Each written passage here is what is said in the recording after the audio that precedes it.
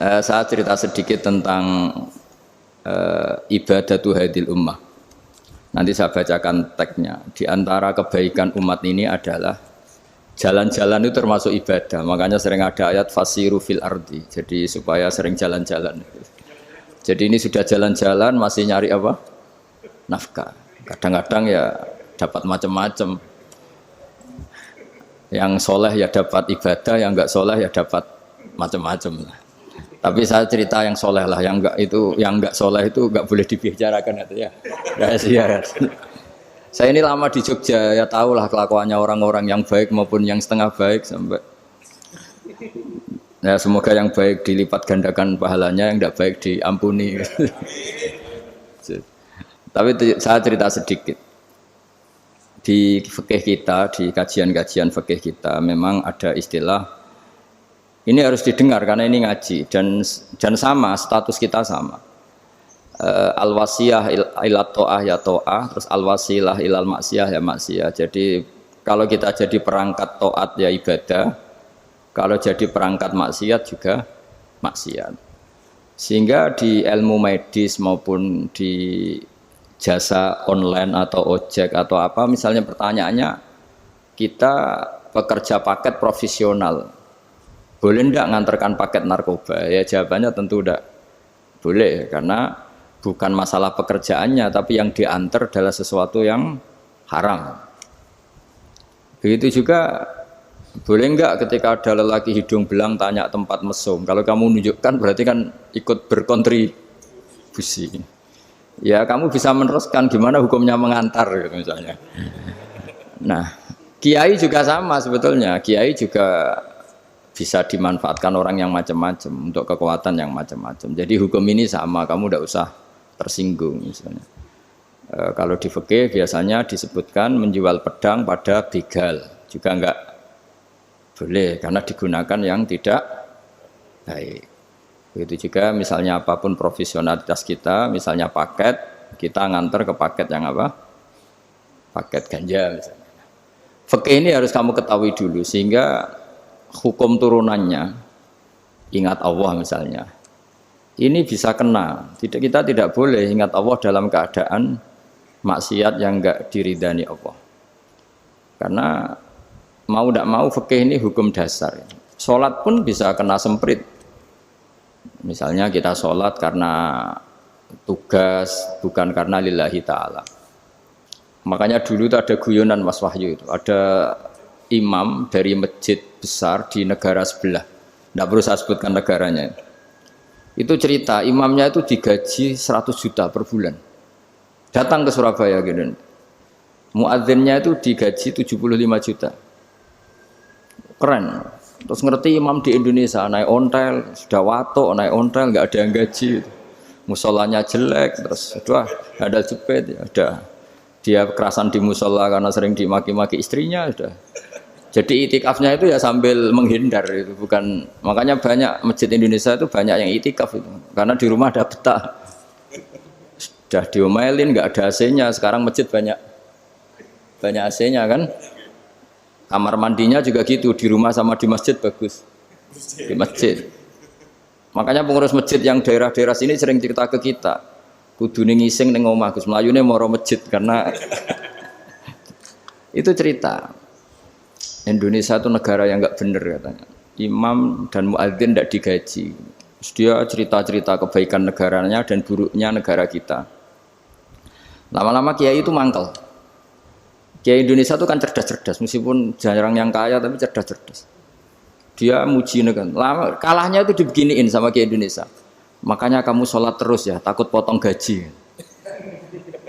Artinya kalau dia jadi imam karena digaji, efeknya adalah dia kalau bolos itu takut, nanti kan dipotong gaji. Lama-lama kalau sering bolos di PHK gitu. Artinya luar biasa Indonesia, imam itu tidak ada yang gaji tapi semuanya sholat istiqomah. Berarti kita ini top, datang ke masjid jadi imam tanpa ada yang gaji. Top mana? Top Indonesia. Semenjak itu si imam ini tidak pernah cerita kebaikan negaranya karena gaji imam. Indonesia dalam bernegara selalu begitu. Ketika kita tidak punya solusi transportasi, ada saja pihak-pihak swasta atau investor yang ingin menanamkan modal di investasi Grab dan sebagainya. Tapi saya tetap sebagai kiai mengingatkan status hukum fikihnya. Kenapa saya harus cerita itu? Karena fikih ini harus selesai dulu. Saya ulang lagi, fikih ini harus selesai dulu. Misalnya nganterin orang yang mau transaksi narkoba atau transaksi maksiat, atau tapi yang yakin. Kalau tidak yakin memang tidak haram. Tapi kalau yakin itu memang kamu tahu benar-benar iyalah kira-kira gitu. Supaya taat itu ada di semua kehidupan. Sehingga nanti Indonesia kalau semuanya begini kan, yang cari sarana maksiat itu bahkan sekedar transportasi aja susah karena semuanya tidak mau misalnya. Paket juga gitu, yang mau ngedarkan narkoba kesulitan karena semua yang jasa paket tidak mau gitu. Begitu seterusnya, sehingga negara ini kita bantu bahwa awal ketidakbaikan di semua negara itu pasti karena maksiat. Maksiat itu mengganggu. Orang geger sama istri ya karena maksiat. Terus banyak kecelakaan itu rata-rata kata Pak Polisi juga karena maksiat. Jadi orang overdosis atau dalam keadaan mabuk nyupir. Terbesar kecelakaan itu jarang karena ngantuk. Terbesar masih karena pengaruh apa? Narkoba. Pembunuhan juga sama. Orang Indonesia itu mudah sekali memaafkan temannya, tetangganya. Tapi kalau sudah efek dari narkoba, bunuh itu jadi mudah itu. Jadi, nah, Anda juga harus fair, jangan. Tapi yang penting saya profesional nganter, gitu. Nggak mau tahu dia latar. Meskipun kita tidak boleh neliti orang, ya nggak boleh tajasus, nggak boleh neliti ini. Tapi yang jelas kamu tahu, yang jelas kamu tahu, ya harus dihindari karena memang di semua profesi pekerjaan itu utamanya kata Rasulullah SAW itu memperhatikan halal haramnya. Tapi ya saya ulang lagi, tidak boleh sok suci, tidak boleh tajasus, tidak boleh neliti orang lain. Tapi kalau yang jelas-jelas untuk maksiat maka harus kita hindari. Termasuk masjid sekalipun. Dulu zaman Nabi itu ada masjid namanya Masjid Diror. Untuk memecah konsentrasi sahabat. Sahabat itu begitu mencintai Nabi, mencintai Rasulullah. Ada orang kafir pinter, orang munafik pinter. Ini Muhammad harus ditandingi. Cara nandingi Muhammad jangan pakai dangdutan, jangan pakai bar, tapi pakai masjid. Karena ini suasananya kesannya bagus. Dibikin masjid tandingan supaya orang tidak ke Muhammad semua, tapi ke masjid ini. Ini pikirannya orang munafik. Artinya jangan kira terus masjid bebas hukum, ya enggak juga. Masjid juga bisa kena semprit karena ini mendirikannya untuk bikin apa? Tandingan, untuk bikin masjid diror, kalau istilahnya Quran masjid diror. Semua sarana kebaikan juga gitu. Yayasan yatim piatu juga kena hukum, pondok juga kena hukum, semuanya kena hukum. Ada orang ingin jadi kiai padahal tidak pernah ngaji, terus bikin pondok. Akhirnya dia dipanggil Pak Yai, anaknya dipanggil Gus, padahal najis saja tidak tahu. Itu kan kasihan umat, akhirnya ada penyelewengan. Jadi semuanya kena hukum. Jadi Anda jangan tersinggung ketika saya cerita fikih untuk para teman-teman yang di Grab, karena memang semuanya kena hukum, bukan? Mesra dengan istri juga kena hukum. Orang terlalu mesra dengan istrinya pasti ibunya terlantar, karena menuruti bojo ya nurut ibu gitu. Kalau nuruti ibu istrinya yang terlantar. Yang loyal sama teman ya istrinya terlantar. Yang takut istri temannya terlantar. Jadi itu semuanya kena hukum tanpa terkecuali.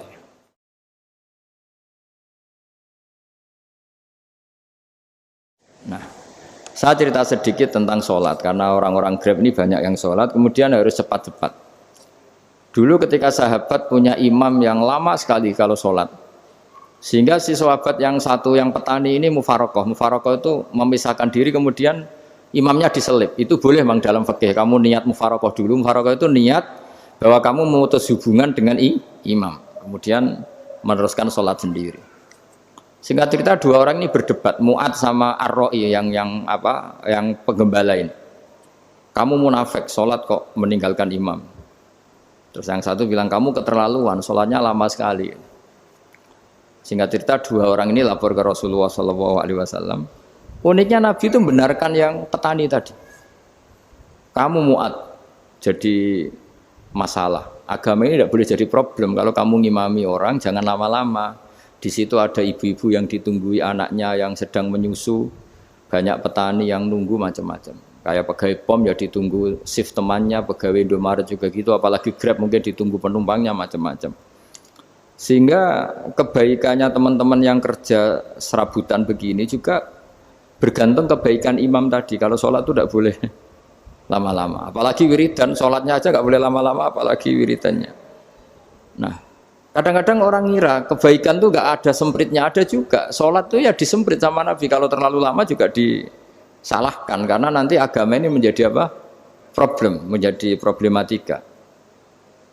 Nah, termasuk kebaikan kita ketika membolehkan ya atau mentoleransi atau mendukung pekerjaan mulai Grab dan lain-lain adalah agama ini rahmatan lil alamin. Dulu ada seorang sahabat tanya, ya Rasulullah, boleh enggak kita ngegeng di perapatan gitu?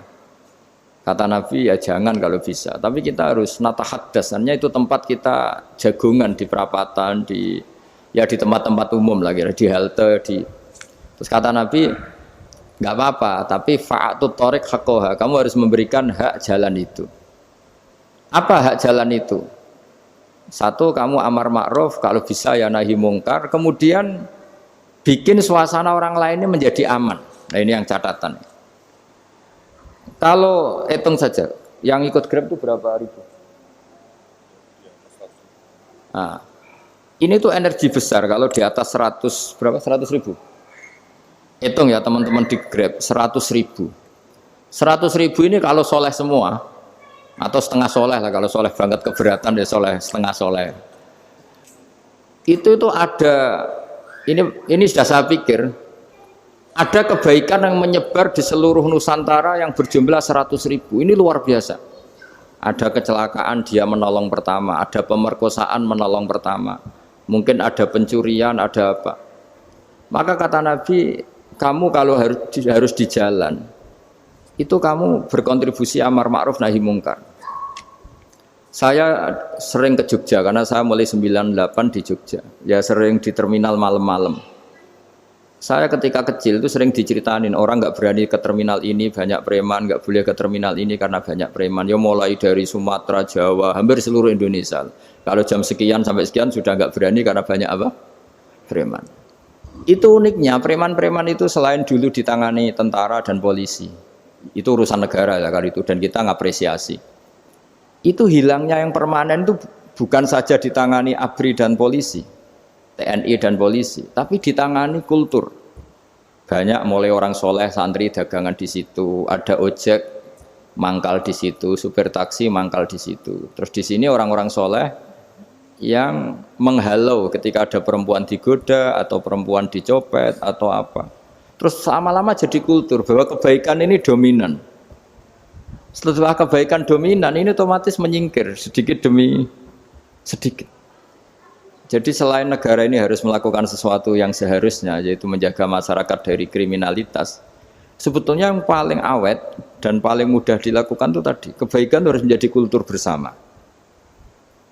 Sehingga kalau terminal kemudian ada mbak-mbak jilbaban yang dagang, terus pak-paknya soleh, ada musola yang hidup, ojeknya juga gitu, terus supir taksinya, lalu kebaikan ini menjadi nilai bersama. Saking jadi nilai bersama, ibu-ibu yang takut atas dirinya, nggak ngojek kecuali pak ini karena terkenal amanah, nggak naksi kecuali pak ini karena terkenal amanah. Dan kita Indonesia itu ingin seperti itu, sehingga amanah ini menjadi nilai bersama dan otomatis menjadi keamanan bersama. Corong Jawa itu tego nitipno anake karena dijamin aman, tego nitipkan istrinya juga karena dijamin aman. Nah kalau kebaikan ini juga menjadi satu nilai jual dan kita bisa mengawal secara serius, itu alhamdulillah betul. Nah dimulai dari mana? Satu, mental kita takwa. Kedua, sistem sosial, bahwa kita terkoneksi oleh indukan ya, juga terkoneksi oleh kepolisian. Maksudnya karena kita terdaftar, kalau ada anak hilang kan tinggal ini yang bawa wahyu misalnya. Jadi saya mohon, semohon-mohonnya, kebaikan ini harus jadi nilai bersama. Setelah terminal itu banyak orang baik, otomatis yang ini tuh menyingkir itu. Akhirnya apa? Nanti yang bos-bosnya toko itu ya hanya nitipkan sama orang soleh. Yang mau nge-grab juga hanya titip sama yang soleh. Begitu seterusnya. Sehingga jadi siklus kebaikan yang bersama. Nah ini yang dimaksud Quran wa tamiru bainakum bima'ruf. Iktimar itu namanya urusan bersama. Ya, saya ulang lagi ya. Jadi orang Arab kalau bilang iktimar itu urusan bersama. Sehingga bahasa Arabnya konferensi besar itu kalau di NU disebut apa? Muktamar. Muktamar itu menjadikan urusan publik dirembuk, itu namanya apa? Muktamar. Nah, di antara kebaikan yang diinginkan Islam itu wa tamiru bainakum bima'ruf. Urusan kebaikan ini menjadi urusan apa? Bersama. Ya saya contoh itu kecil saya itu mesti dikandani sama orang-orang tua, jangan di terminal ini sampai jam ini, jangan di perapatan ini ketika sudah jam begini. Tapi barokahnya orang soleh bertebaran di mana-mana itu. Yang tukang Grab ya di mana-mana, yang penjaga toko ya banyak yang soleh, yang ngojek, yang macam. Sehingga di terminal itu nyari tempat sholat ya gampang, cari tempat duduk ya gampang, nyari orang amanah ya gampang. Bahkan lama-lama yang nggak amanah ini nggak laku. Dan ini yang kita inginkan. Dan ketika nggak laku, akhirnya dia kalau ingin laku harus amanah. Atau ingin laku harus tobat. Nah agama ini urusan bersama. Sehingga Allah mengistilahkan wa'tamiru bainakum bima'ruf. Jadikan kebaikan ini urusan bersama. Sehingga karena ini urusan bersama, ketika kita jadi kiai juga harus, kalau misalnya tadi ada Gojek kok makmum, atau Grab kok makmum, atau supir bis kok makmum, kiainya harus cepat sholatnya, jangan baca surat Baqarah, nanti diomel-omelin apa penumpangnya. Begitu juga ibu-ibu menyempatkan jamaah, waktunya tidak lama, di rumah sudah ditunggu anaknya yang masih menyusu. Makanya Nabi ngendikan idza amma ahadukum as-sholata falyukhaffif. Kalau kamu jadi imam, sholatnya harus relatif cepat. Fa inna fihim ad-dhaif badal hajat. Di antara makmum itu yang banyak punya urusan. Selain ada yang lemah, ada yang punya banyak urusan.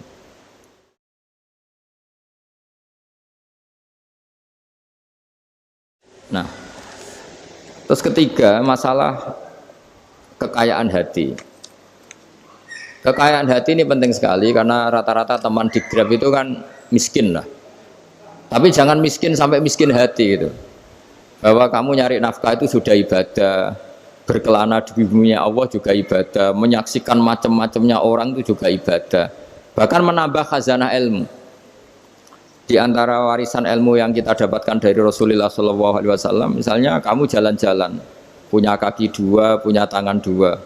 Gara-gara jalan-jalan sering ngerti orang yang buntung. Alhamdulillah meskipun saya hanya Grab masih punya kaki utuh. Terus ketemu orang buta ya gitu. Alhamdulillah ladzi afani mimma btalaka bih. Alhamdulillah saya terselamatkan dari seperti itu. Sehingga melihat orang maksiat juga gitu. Saya meskipun gini terselamatkan dari tempat maksiat sehingga hidup itu tidak nelongso gitu. Ada nilai lebih yang kita punyai. Jadi di antara kebaikan Islam adalah orang disuruh ingat sisi nikmat. Nah, kalau nikmat itu sudah ada semua, kata Imam Ghazali, nikmat hidup. Kata Imam Ghazali, jika enggak ada kenikmatan yang Anda punyai, kamu datang ke kuburan. Disuruh datang ke kuburan.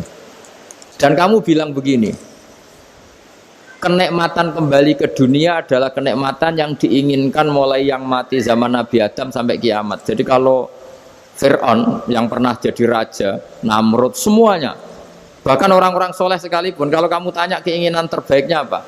Ingin kembali hidup untuk membenahi kesalahannya zaman hidup. Artinya apa? Kehidupan yang kita miliki sekarang adalah kenikmatan yang dirindukan mulai yang mati zaman Nabi Adam sampai kiamat. Maknanya apa? Kita punya kenikmatan yang luar biasa karena kenikmatan yang dirindukan oleh orang yang sudah mati mulai dulu sampai sekarang. Apapun masalah hidup Anda ini punya kenikmatan yang enggak tertandingi, yaitu namanya hidup. Barokahnya hidup itu kita bisa tobat. Setidaknya ingin tobat. Kalau nggak bisa tobat, ingin tobat. Makanya di Indonesia itu banyak nyuwun sewu, banyak maling yang anaknya itu soleh. Karena kalau ngandani anaknya tetap gini, wes le bapak tok sing lakoni kowe ojo. Bapak tok yang alami ini kamu jangan. Banyak di Indonesia orang nggak bisa baca Quran, anaknya hafid.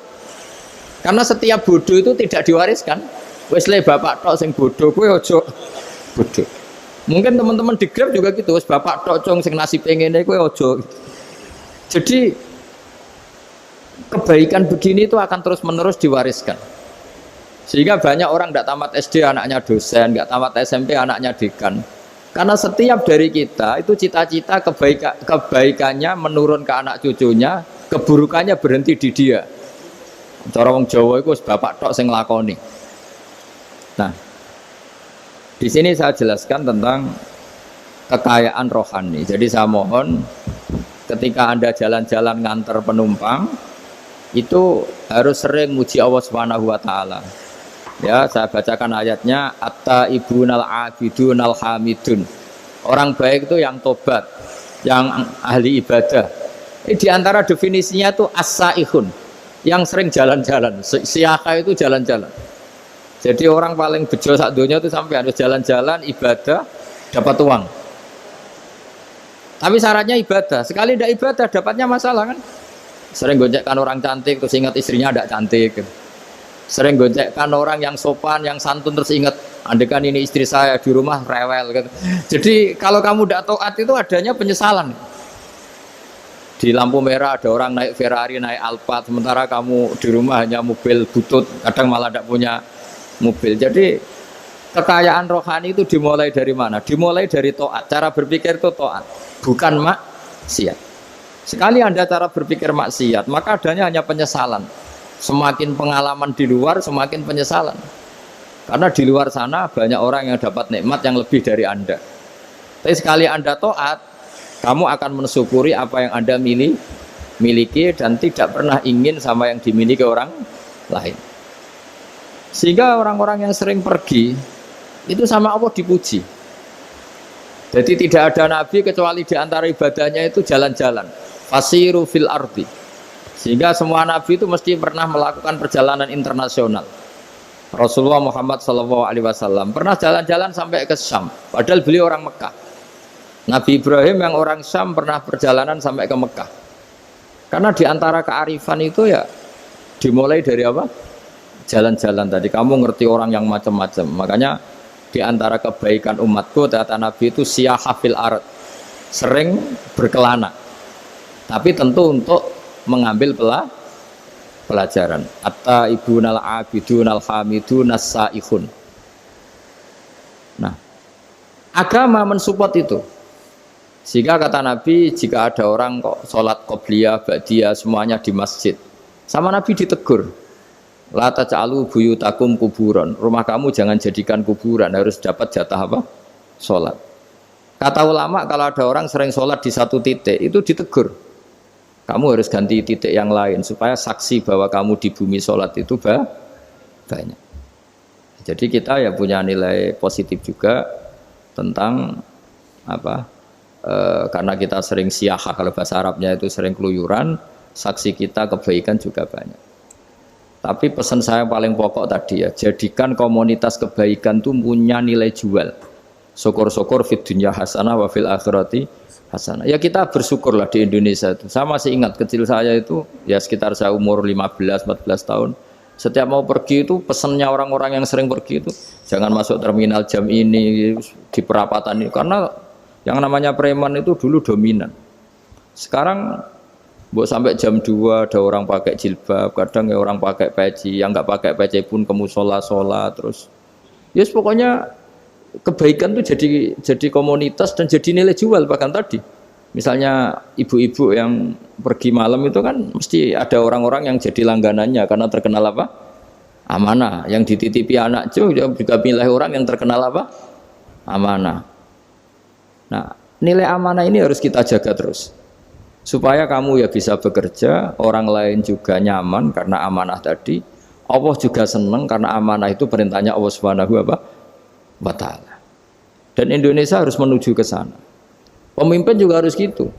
Pemimpin bawaannya amanah, bawaannya apa? Yang memilih dia juga senang karena nggak malu lah. Tapi kalau kita milih ternyata yang kita pilih tahu-tahu ditangkap KPK kan ya malu gitu. Dulu kita kampanye mati-matian ternyata dia ditangkap KPK. Tapi kalau dia amanah kan ya senang. Sama kalau tukang Grab ketangkep satu karena penodaan atau karena pengkhianatan, yang malu juga semua karena kadang-kadang nanti digeneralisir seakan-akan semuanya seperti itu. Tapi dengan reputasi panjang nggak pernah terjadi apa-apa dalam Grab kan otomatis lainnya juga terangkat. Nah, ini yang dimaksud wa'tamiru bainakum bima'ruf. Jadikan kebaikan itu urusan bersama. Makanya andekan negara itu sudah mengoptimalkan polisi, TNI untuk meringkus preman, oke itu baik. Tapi ya lebih awet lagi kalau itu ditopang masyarakat. Karena yang nggak amanah terkucilkan, terus akhirnya Grabnya nggak laku, akhirnya dia dipecat, akhirnya kan yang maksiat hilang, yang kriminal hilang, yang ada hanya Grab yang baik. Begitu juga di dunia apapun. Itu yang dimaksud wa'tamiru bainakum bima'ruf. Jadikan kebaikan ini urusan bersama. Nah karena kita baik, otomatis jadi teladan yang baik bagi anak kita, istri kita, tetangga kita. Dan karena kita baik, maka terhormat. Sehingga orang melihat Grab itu simpatik, respect, karena reputasinya baik.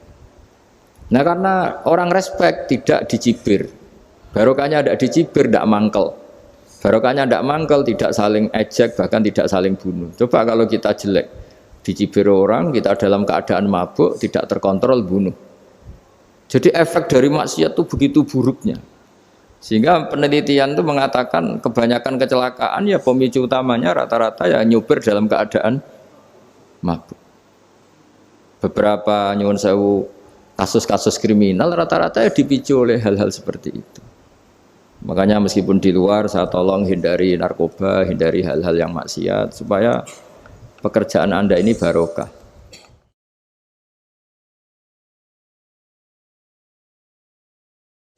Kemudian yang terakhir saya beri ijazah tentang Al-Fatihah ya, karena ini surat yang populer. Kalau saya ijazahi Quran 30 juz pasti sampean nggak hafal. Atau ijazah surat Baqarah, kalau mau Baqarah mau. Ijazahi surat Baqarah mau 2 juz setengah. Mau Mas Asep? Ya Fatihah aja yang gampang ya. Nah, ya kulhu Fatihah ini paket ringan ini. Tapi pahalanya apa? Besar.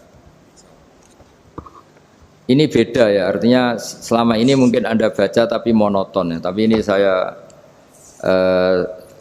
bacakan teks aslinya tentang istilahnya itu mazaya itu kelebihannya Fatihah. Saya baca Arabnya dulu, nanti ini terakhir ini ijazah. Tadi kan saran-saran umum tentang sosial. Ya, pokoknya jadikan kebaikan itu punya nilai sosial yang baik lah. Jadi nanti orang yang nggak amanah nggak laku. Ya, calon bupati, gubernur, presiden yang nggak amanah juga nggak laku. Begitu juga kiai yang tidak amanah juga nggak laku. Suami yang nggak amanah juga nggak laku. Istri yang nggak amanah juga. Sehingga kebaikan ini jadi nilai sosial yang dalam tanda kutip sudah keniscayaan. Yang diinginkan Allah itu seperti itu. Bukan kebaikan yang dipaksakan karena kekuatan negara. Maksudnya kalau bisa kebaikan itu tidak usah dipaksakan. Memang sudah satu kebutuhan. Kayak cerita-cerita di negara maju itu. Bahkan apapun jatuh itu nggak ada yang ngambil apa itu. Makanya gambarannya Mekah Madinah kan gitu kan. Barang jatuh nggak ada yang berani ngambil itu, saking sudah jadi sistem. Nah, sehingga banyak negara di Eropa itu yang sampai nggak punya tentara, nggak punya polisi karena kebaikan itu sudah.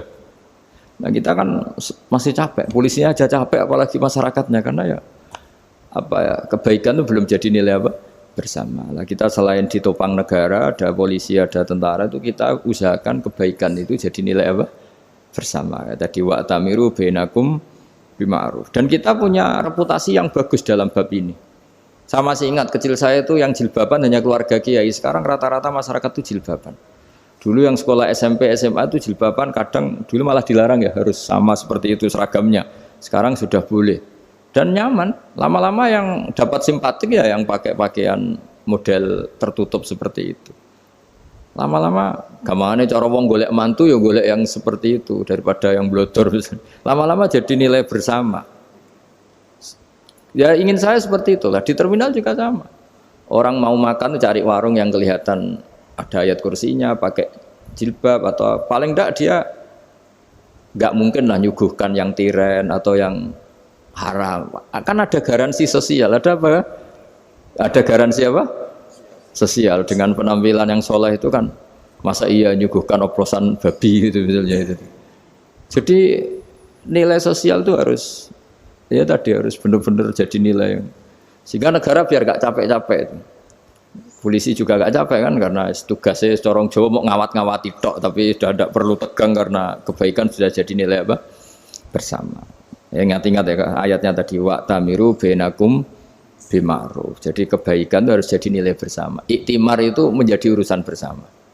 Makanya kalau kita rapat besar disebut apa? Muktamar. Muktamar itu urusan bersama. Ya tadi imamnya sholat juga menopang Gojek karena enggak lama-lama nopang Grab, nopang Kernet, nopang penjaga Indomaret, penjaga bensin, pom bensin. Lah dia hanya punya waktu 5 menit terus imamnya baca Baqarah kan. Iya imamnya mursyid, mungkin dia tambah lama tambah dapat aplaus dari muhibbinnya, tapi makmumnya dia tambah lama tambah dapat penghormatan dari pecintanya, tapi kitanya wah khusyuk wali kan dia dapat status naik lah, kita yang sudah tidak ikut jadi wali diganggu apa pekerjaannya. Kalau ada imam seperti itu sampai mufarokoh saja niat ya Allah sampai sini saja saya makmum orang itu, silakan orang itu punya urusan sendiri dengan jenengan ya sudah atau salib saja apa. Nah, itu boleh kalau dalam fikih namanya apa? Mufarokoh. Mufarokoh itu niat. Tapi kamu jangan langsung selonong mufarokoh, niat dulu. Pamit sama Allah bahwa sekarang mau mufarokoh. Ya, tapi ya jadi sholat yang aneh kan, imamnya masih rukuk, kamu terus sujud, terus apa-apa selesai ya.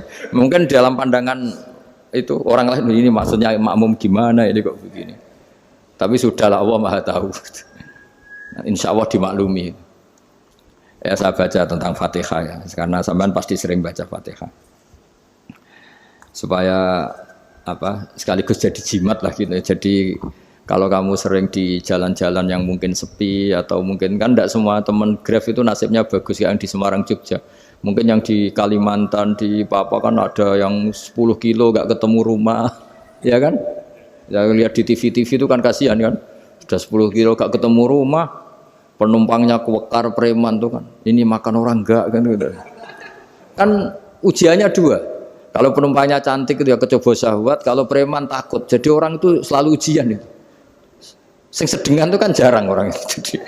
Jadi kalau penumpangnya perempuan cantik ujiannya itu syahwat, kalau preman ujiannya ketakutan. Kalau orang yang lemah bawa uang ujiannya kamu ingin garong. Jadi hidup itu memang semuanya ujian. Liyabluwakum ayyukum ahsanu amala.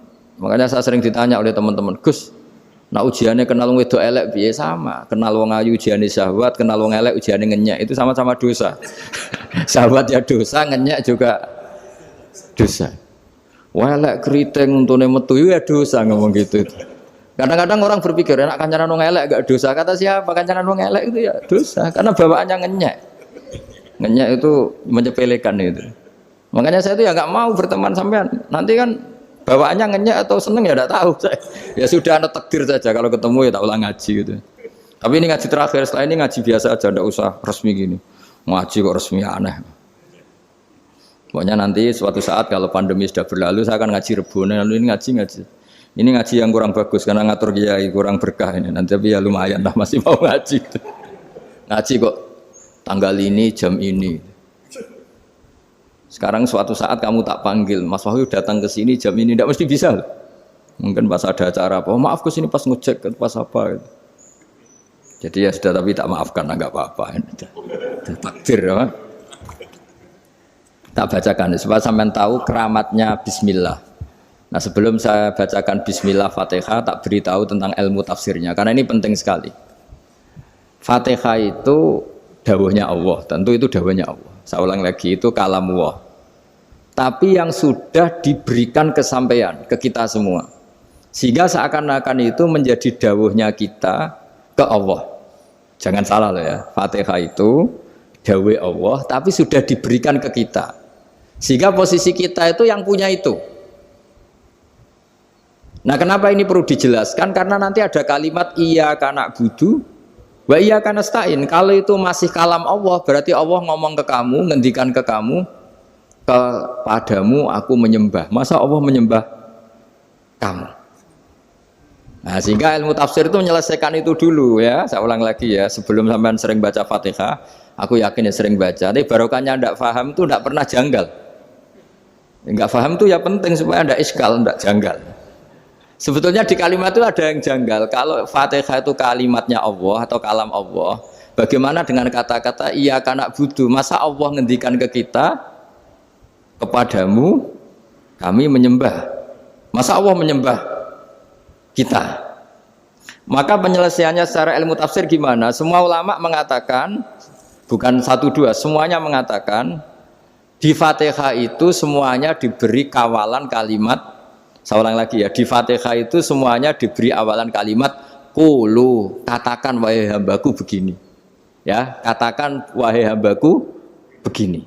Nah, begini ini pelajaran dari Allah yang sudah diberikan ke kita.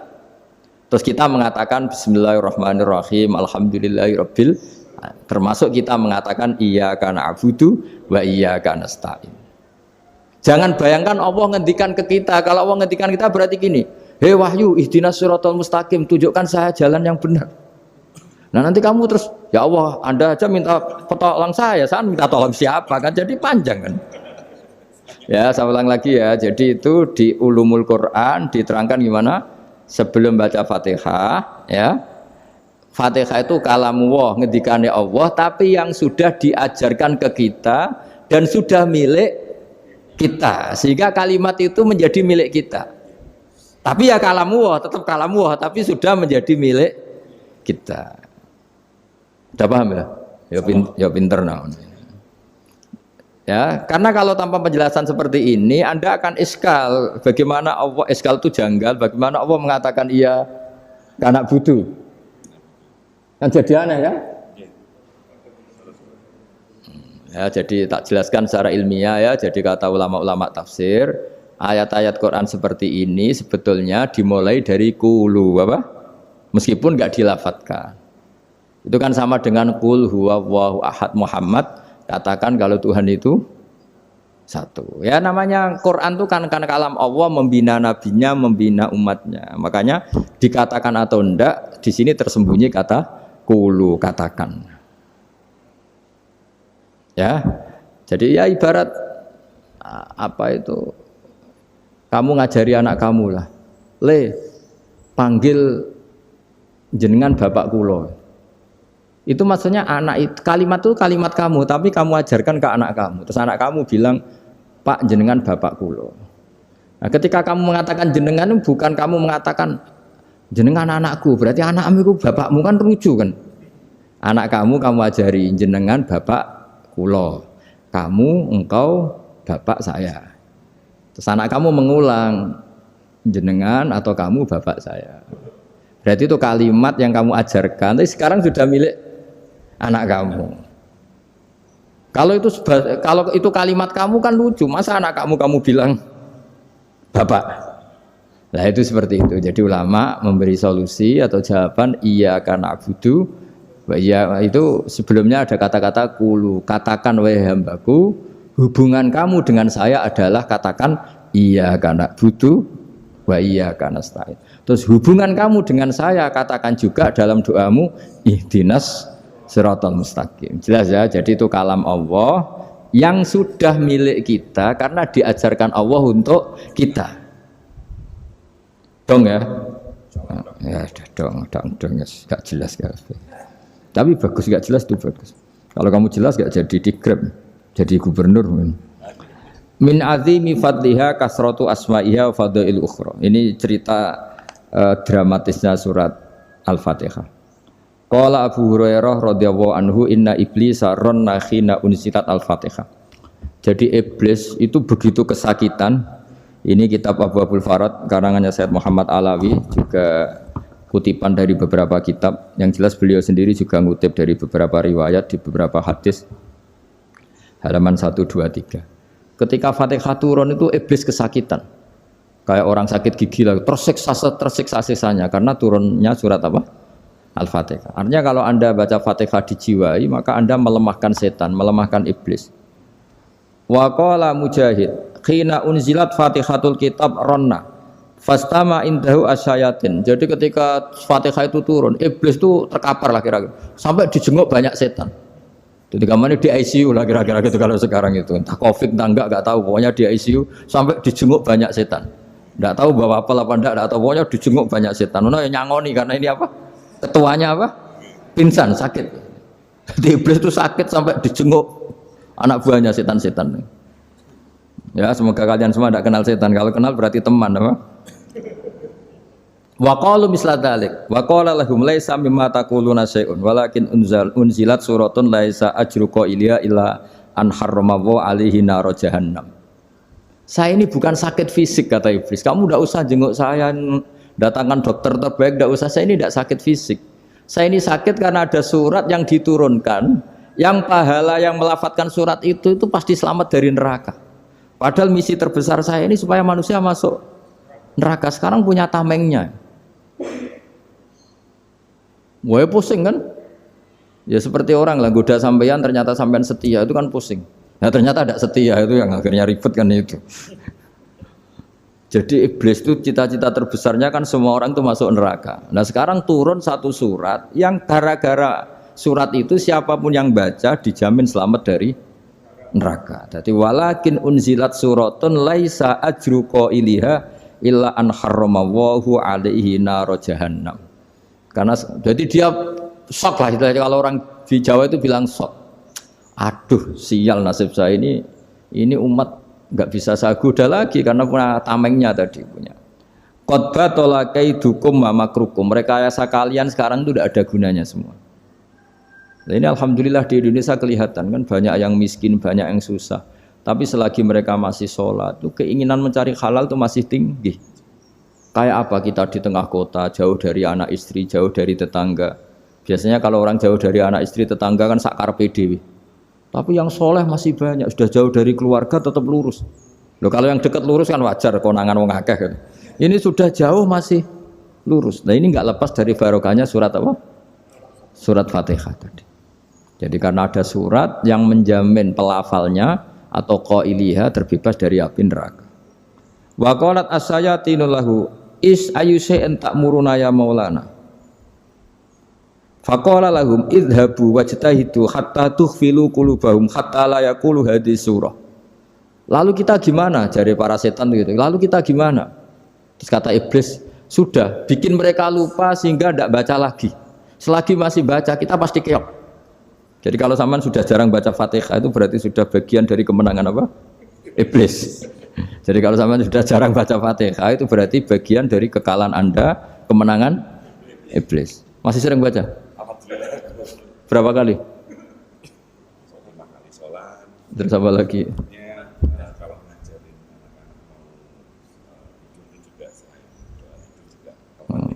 Kok 5 kali tok itu? Berarti pas sholat fardu tok itu. Enggak 5 kali itu mendingan itu 17. Kamu itu ngitungnya jangan 5 ini. 5 waktu itu berarti lumayan kan? Berapa? 17 ya? Ya.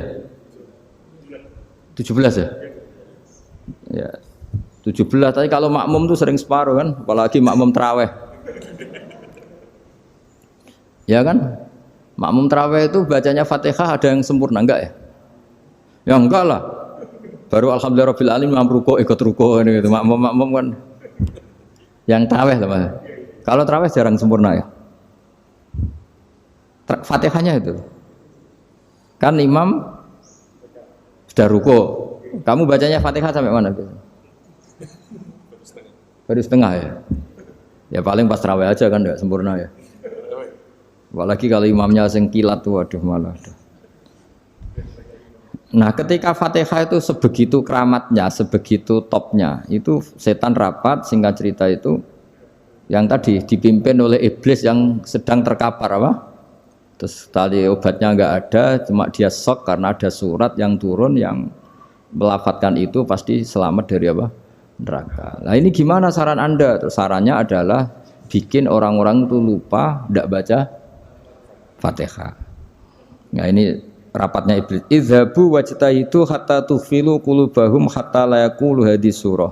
kala yuksiru qiraataha wa la yakunu lahum ajrun wa thawabun bal yakunu lahum adzabun wa iqabun.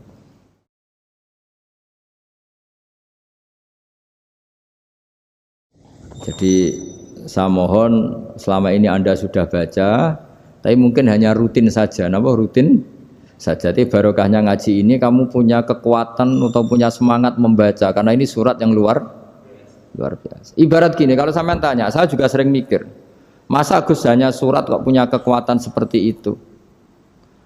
Di dunia ini kata Allah, mulai Nabi Adam sampai kiamat, nggak ada yang bisa menandingi kekuatan kalimah. Kalimah itu kata-kata, nggak ada yang bisa menandingi kata-kata.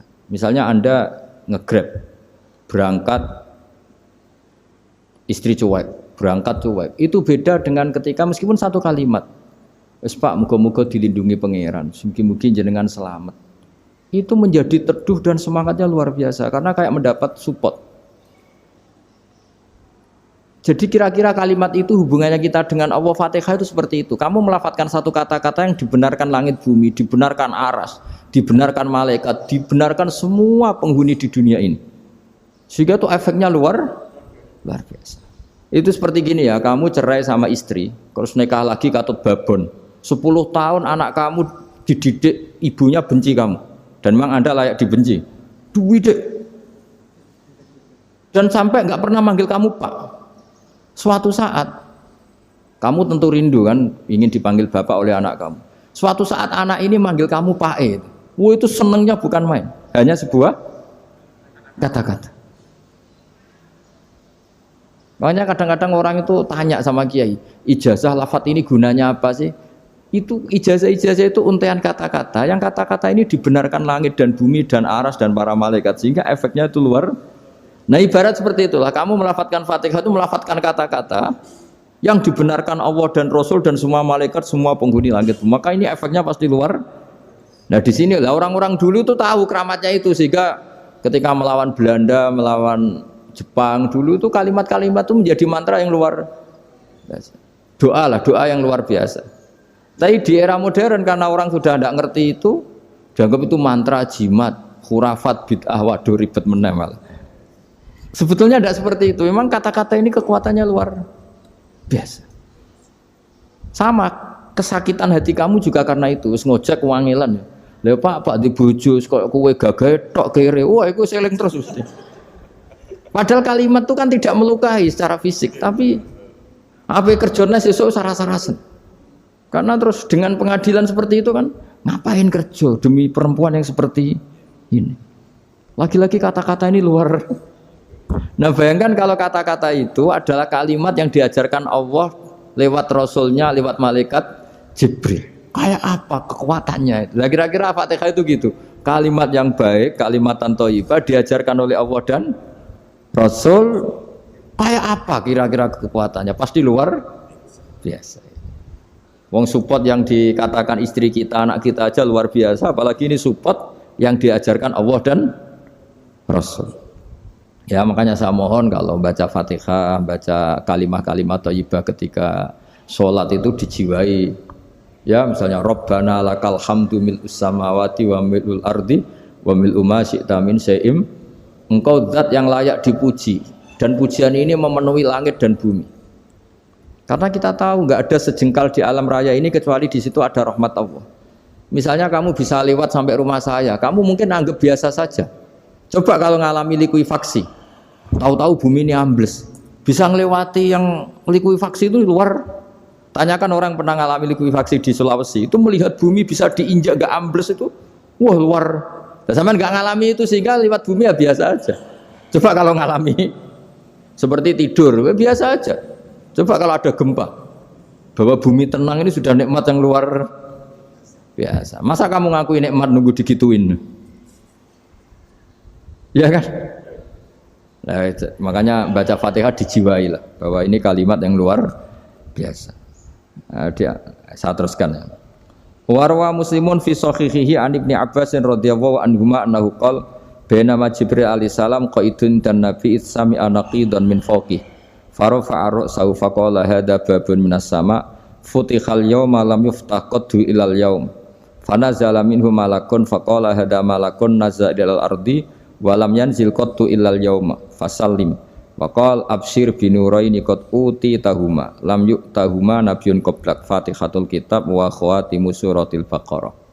Jadi suatu saat Jibril ini jagongan kira-kira gitu sama Rasulullah. Tahu-tahu langit itu gemuruh. Langit gemuruh kata Jibril terus semuanya ngangkat kepala ke langit. Ini pintu langit baru ini dibuka, yang sebelumnya tidak pernah dibuka seperti ini. Turunlah malaikat, yang malaikat ini pun malaikat spesial, yang enggak malaikat murahan lah kira-kira gitu, yang enggak pernah turun ke bumi kecuali juga saat itu. Dengan penyambutan yang luar biasa, dengan semuanya tidak pernah terjadi. Hanya karena bahas surat Fatihah.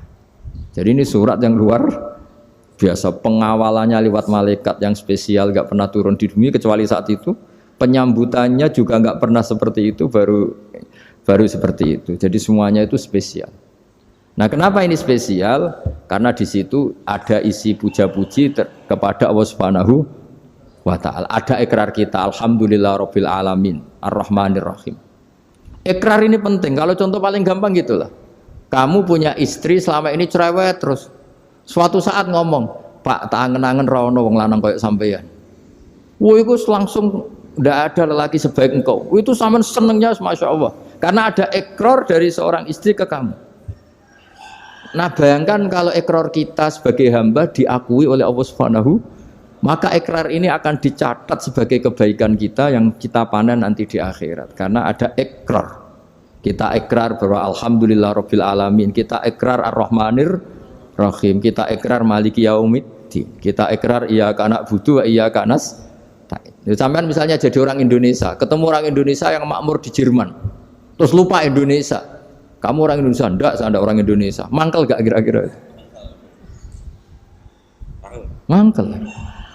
Karena salah ikrar kan gitu. Ya, jadi saya mohon jangan anggap kalimat itu hal yang biasa, tapi luar biasa. Nggih, ngoten mawon. Assalamualaikum warahmatullahi wabarakatuh.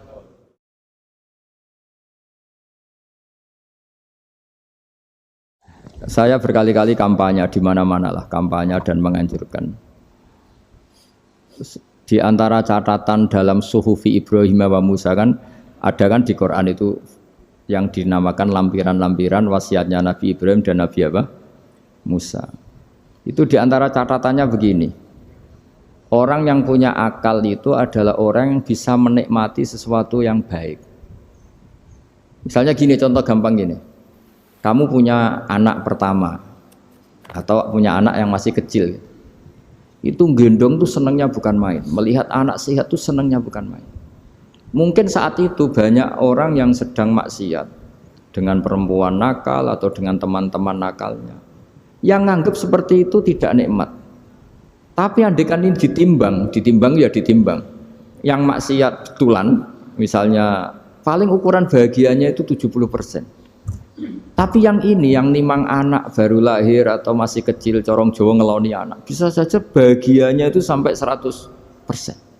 Artinya selama ini kesalahan kita adalah nganggep maksiat itu pasti menyenangkan dan taat itu tidak menyenangkan. Makanya saya berkali-kali fatwa, untuk melawan kenikmatan maksiat, orang harus terbiasa menikmati taat, menikmati kebaikan. Jangan kira kita nimang istri nikmat, nimang anak nikmat, ketemu teman yang lama tidak ketemu juga nikmat. Artinya kita akan melewati berjam-jam untuk jagungan sama teman, sama anak, sama istri. Dan itu harus kamu nikmati supaya mengganti tidak berkebutuhan nikmat yang lewat jalur maksiat. Jadi saya mohon sarana-sarana yang menyenangkan itu, yang taat itu kita maksimalkan. Makanya bapak saya itu sering pesen, kowe nak ngaji sing guyon, sing seneng. Nganti wong maksiat itu karena cari kesenangan. Coba kalau kesenangan itu sudah didapatkan saat taat, maka tidak butuh lagi kesenangan yang berbentuk maksiat. Makanya orang-orang wali dulu kalau sudah sholat itu gak bisa berhenti karena merasa nikmat. Makanya Nabi pernah ngendikan wa qurratu aini fi sholat, nyaman saya itu kalau sedang sholat. Itu tadi. Bayangkan kalau besok itu pasti mati. Makanya latihannya harus gitu. Bayangkan besok itu pasti mati. Berarti itu hari terakhir kamu. Ya, dengan merasa hari terakhir itu kalau kamu maksiat kan malu. Waduh, saya mati pas Makanya sholli sholata muwaddiin, kamu sholat seakan-akan itu sholat dan bayangkan akhirat tuh wa'mal li akhiratika ka'annaka tamutu, dan bayangkan akhirat tuh besok kamu mati. Sehingga ketemu istri ya seneng karena ini pertemuan terakhir, ketemu anak ya seneng ini pertemuan terakhir. Sholat juga tenanan karena ini sholat terakhir. Sehingga kalau mau maksiat tuh takut, jangan-jangan ini kehidupan saya terakhir kok tak pakai seperti ini. Nah, jadi di antara resepnya itu apa tadi? Nganggep ya ibadah itu menyenangkan, nah, gitu. Terus pinter.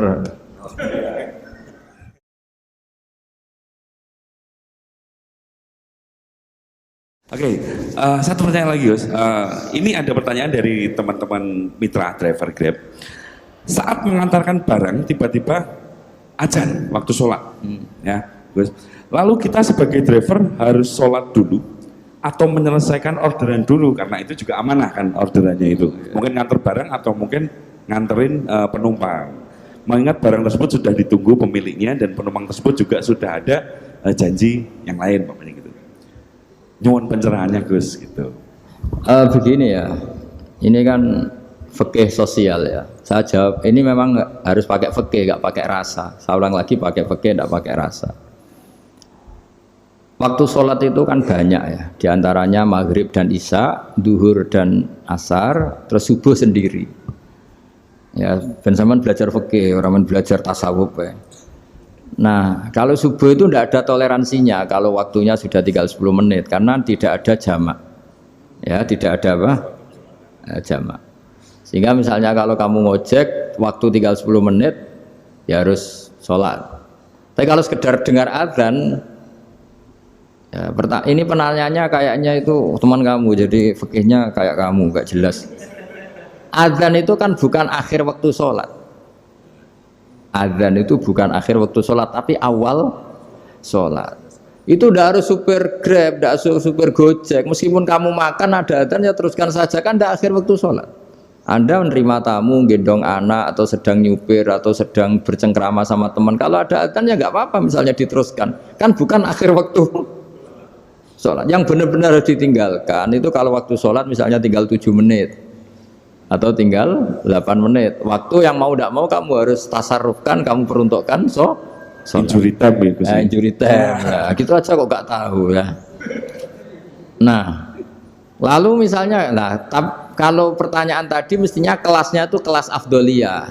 Utamanya gimana? Kalau wajibnya belum ada karena kan waktunya masih panjang. Jadi pertanyaannya bukan wajibnya tapi sebaiknya, karena ini semuanya belum mendesak kan. Andai kan kamu teruskan nganter barang kan tidak ada jaminan waktunya habis. Padahal kalau kamu memaksa sholat, mungkin citra kamu sebagai supir Grab tidak baik karena dianggap mengabaikan konsumen. Nah, terus kedua menyangkut jarak. Oke, seperti itu. Nah, sekarang kalau pertanyaannya dibalik, makanya yang dibalik ini agak ribet. Waktu sholat tinggal 8 menit. Ada konsumen yang minta diantarkan saat itu dan acaranya ke mall happy-happy, maka fatwa kita sebagai ahli fikih ya tantang saja, saya mau sholat dulu, kalau enggak sabar ya silakan cari yang lain kalau acaranya ke mall. Tapi kalau acaranya kelahiran atau transfusi darah atau mau nganterin darah ke pasien yang sudah koma, maka kita langsung, karena ibadah sosial itu didahulukan mengalahkan ibadah yang haknya Allah, karena Allah itu zat yang tidak butuh ibadah kalian.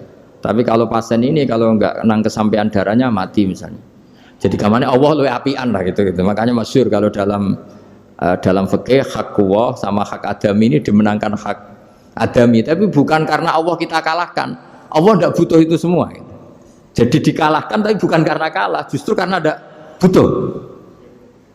Ya ibarat gini lah, Allah itu saking baiknya Allah kan pasti di atas orang tua kita. Itu pasti, saya ulang lagi, baiknya Allah pasti di atas orang tua kita. Orang tua kita saja baik, apalagi Allah. Misalnya orang tua kamu butuh uang 5.000, adik kamu butuh uang 5.000, adik kamu yang kecil atau ya, kira-kira orang tua kamu itu nyuruh dikasihkan beliau apa ke adik kamu, kira-kira saja ke adik kamu. Nah, Allah itu saking baiknya, hal yang terkait Allah, misalnya tadi sholat tepat waktu sama ibadah sosial itu disuruh ibadah sosial. Karena ini kalau nggak kesampaian transfusi darahnya atau apalah, atau kamu dokter yang harus mengurus operasi, waktunya tinggal 5 menit, kamu harus ngoperasi pasien dulu. Karena Allah bisa menerima sholat kamu. Nah, tak terangkan lagi ini fikih terus. Lalu sholat yang apa?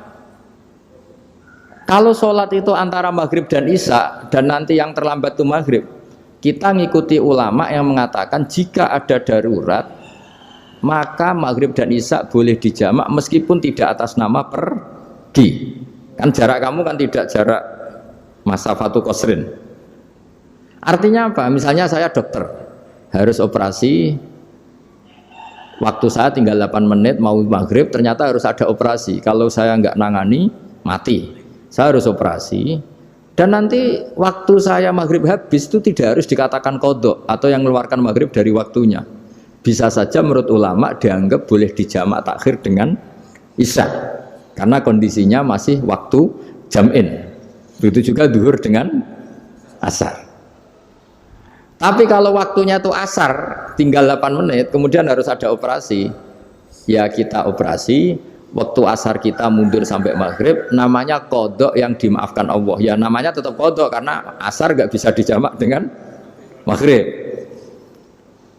Jadi ini fikih ya. Jadi jawabnya harus jelimet. Jadi saya ulang lagi ya. Tadi kan pertanyaannya dengar adzan. Kalau adzan kan waktunya masih panjang. Apalagi misalnya maghrib kan waktunya kan taruh saja ada waktu seperempat. Ternyata andaikan kamu antar hanya butuh waktu 7 menit, kan nggak ngefek sama sekali. Saya nyanda lah. Ah, nyanda. Gitu.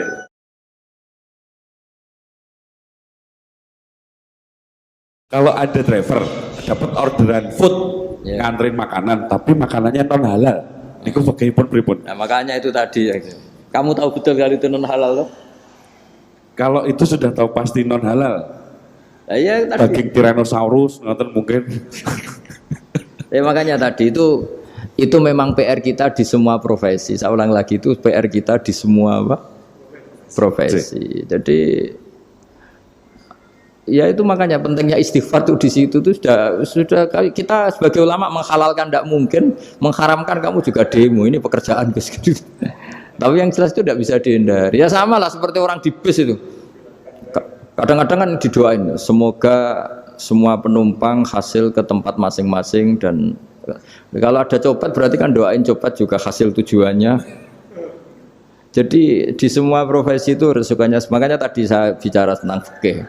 Kaidah umumnya menolong maksiat itu ya bagian dari maksiat, menolong taat itu bagian dari taat. Mau tidak mau harus ada hukumnya. Setidaknya barokahnya tahu hukum. Kalau kita salah belum istighfar gitu. Sudah salah nggak merasa salah itu. Jadi barokahnya tahu hukum itu paling tidak kan kita ya istighfar lah. Kan ya tadi seperti paket misalnya, kan ada saja orang paket yang jelas-jelas barangnya itu haram, tapi atas nama profesionalitas kan mungkin tetap dikirimkan, tapi barokahnya ngerti hukum dia istighfar. Nah, tapi karena kalau kita menyarankan sudah ada usah pekerjaan yang lain banyak nanti kan rai-rai potongan tawakal dikandani ngono kan ya repot. Nah kalau kita kiai guys, gak apa-apa, serius pangeran sugih. Menurut sampean harusnya terus nuntut, Gus saya karena fatwa jenengan saya sekarang miskin, ini gimana pertanggungjawabannya? Ya ribet kan? Tapi saya ulang lagi, itu seninya ngelola kehidupan semuanya seperti itu. Jadi makanya kita nggak pernah berhenti berdoa, Robbana dzolamna anfusana, karena dalam sisi semua hidup kita pasti ada unsur nggak benernya gitu. Ya saya ulang lagi, pokoknya kaidah umumnya itu menolong taat itu ya ikut bagian dari taat, menolong maksiat ya bagian dari maksiat. Tapi ya tadi ya kita harus istighfar. Karena cuma tadi yang jelas-jelas maksiat dan kita tidak tajassus. Saya ulang lagi, tidak tajassus itu neliti wong nanti jelimet. Jadi misalnya ada perempuan mau ngojek ke sini ya diantar saja, jangan tanya detail. Itu apanya Mbak? Hubungannya dengan kamu apanya? Wah ya ribet kalau jadi kepo. Jadi kepo ya tidak perlu gitu. Artinya sudah umumnya orang saja sudah. Nah, lama-lama juga gitu kalau ada bapak-bapak main itu ke siapa Pak? Tujuannya laki apa perempuan Pak? Surat nikah mana Pak? Surat nikah mana? Saya sudah nikah sangat. Geng.